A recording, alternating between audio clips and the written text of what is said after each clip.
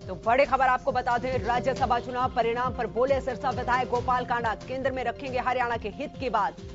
विधायक गोपाल कांडा ने कहा, मुख्यमंत्री जी की सोच के कारण यह संभव हो सका। मुख्यमंत्री मनोहर लाल की रणनीति की जीत हुई है।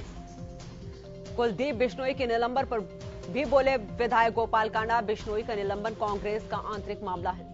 राज्यसभा चुनाव परिणाम पर बोले सिरसा विधायक गोपाल कांडा, केंद्र में रखेंगे हरियाणा के हित की बात।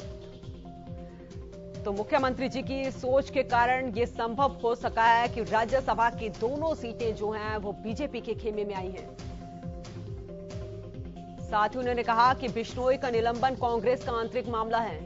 राज्यसभा चुनाव परिणाम पर बोले सिरसा विधायक गोपाल कांडा, केंद्र में रखेंगे हरियाणा के हित की बात, क्योंकि जिस तरीके से निर्दलीय उम्मीदवार को उन्होंने समर्थन किया था, तो उसको देखते हुए निर्दलीय उम्मीदवार भी जीते हैं। ऐसे में अब कहा गया कि केंद्र में हरियाणा के हित की बात रखी जाएगी।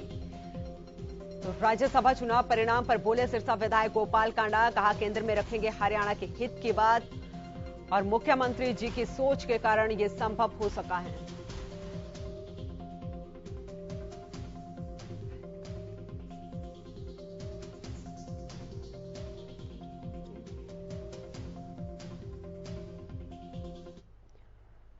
राज्यसभा चुनाव में जीत दर्ज कर बीजेपी और निर्दलीय दोनों उम्मीदवार राज्यसभा में पहुंच गए हैं, तो कांग्रेस को हार का सामना करना पड़ा है।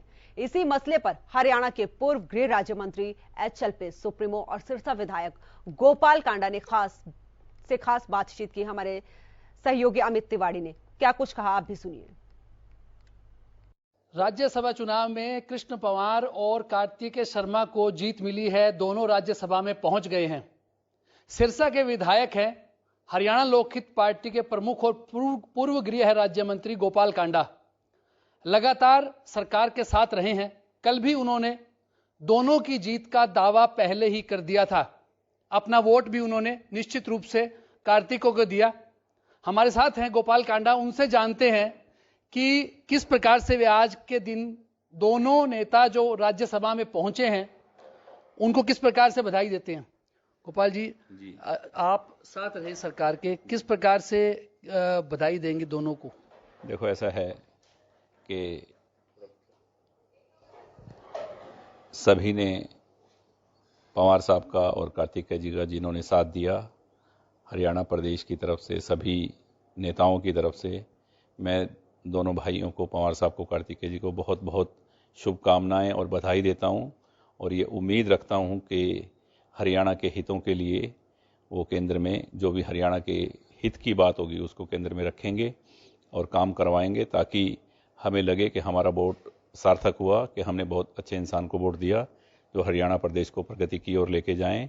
और ये सब एक मुख्यमंत्री जी की सोच के कारण, उनकी प्लानिंग के कारण ये दोनों जीत निश्चित हुई है।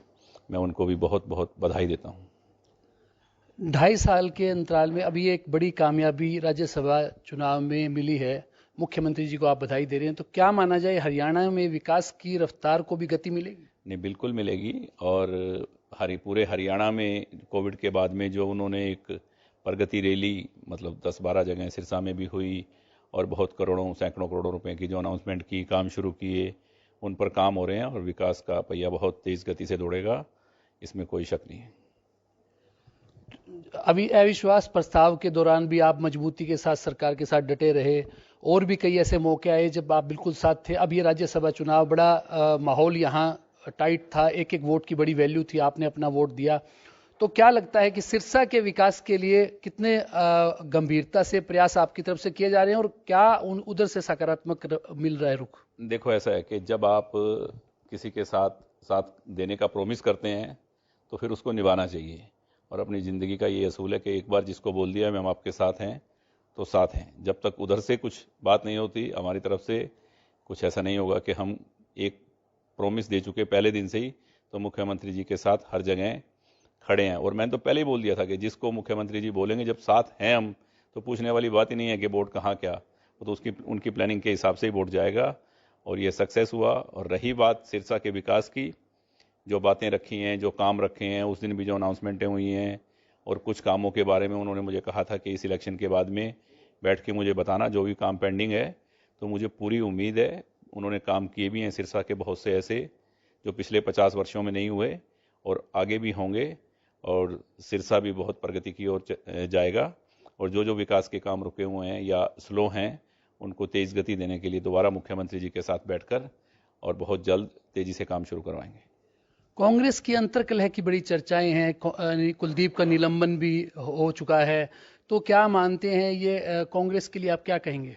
देखो, ये उनकी अंदरूनी बात है कि कुलदीप बिश्नोई जी जिन्होंने कह रहे क्रॉस वोटिंग किया, क्या किया, तो वो तो पहले ही कह रहे थे कि अंतरात्मा की आवाज़ पे वोट दूंगा।